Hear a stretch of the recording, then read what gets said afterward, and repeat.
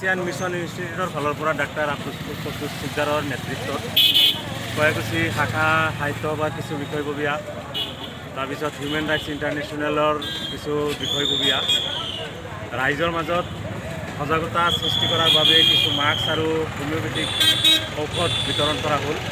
এই ঔষধটোৱে human body immunity বৃদ্ধি কৰে।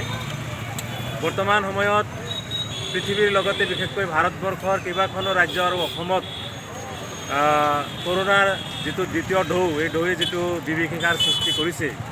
গতিকে এই ক্ষেত্ৰত যদি আমি সজাগ নহওঁ বা সাধাৰণ ৰাইজ যদি সজাগ নহয়, তেনেহ'লে এটা সময়ত এই মহামাৰী অধিক বৃদ্ধি হ'ব আৰু আমাৰ মানৱ সমাজৰ ভীষণ ক্ষতি কৰিব, ধ্বংস কৰি পেলাব। গতিকে আমি ৰাইজৰ মাজত সজাগতাৰ সৃষ্টি নিশ্চয় কৰিব লাগিব।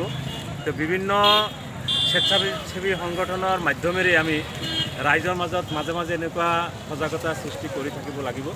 তো এই ক্ষেত্ৰত এছিয়ান মিছন ইনষ্টিটিউটৰ ফালৰ পৰা ডাক্তাৰ আব্দুল কুদ্দুছ সিকদাৰ ডাঙৰীয়াই যিটো পদক্ষেপ গ্ৰহণ কৰিছে, তেখেতক ধন্যবাদ জ্ঞাপন কৰিছোঁ।